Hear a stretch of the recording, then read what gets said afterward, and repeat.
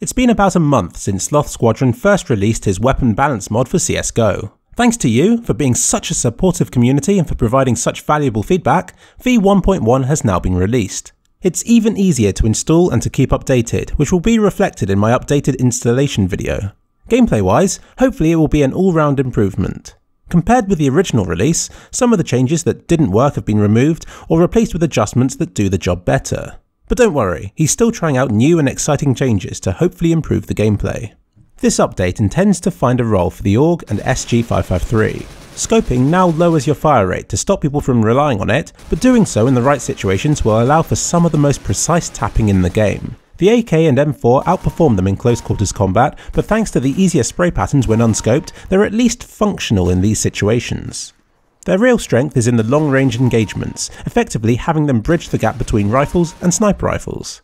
The SG553 has had its magazine capacity reduced to 25 and fire rate reduced, but now deals the most damage per bullet.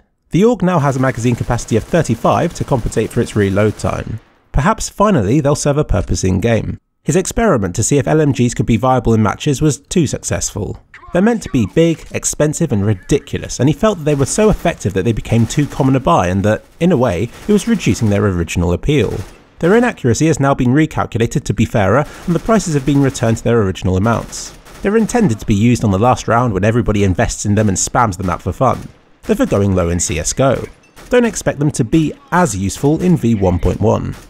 The USP is returned to a magazine capacity of 12 since 10 was a little too harsh, but deals less damage at range to help balance it with the P2000. The redesigned Deagle from the original mod quickly became the favourite, though also proved to be way too easy to spam, so accuracy after firing has been adjusted accordingly. The other pistols have also been adjusted to better compete with the Deagle, but they still can't one-hit kill full health helmeted opponents. He wants to keep the excitement of eco rounds and the slight possibility that, with good tactics and execution, a pistol-wielding team can still stand a slight chance against a full buy. He feels this makes the game more fun both to watch and to play than in the previous games, where a lost pistol round inevitably led to a defeat in the following one as well. Hopefully now that the imbalances in the first version of the mod have been addressed, players will instead be able to focus on the more important aspects of this mod distraction-free, like the improved first shot accuracy and less random pistol meta. Other small adjustments have also been made. Sloth Squadron has tweaked the inaccuracy system so that it's harder to shoot when in the air itself, but you now regain accuracy faster after landing. Also, as a bonus, the Rebuy and autobuy functions have been reworked to make smarter choices. If you previously purchased 2 flashbangs, Rebuy will mirror this rather than just give you one like it currently does. Now that V1.1 has polished the mod, we need to look to the future. This mod is an excellent opportunity to test out the changes that pro players have requested for years.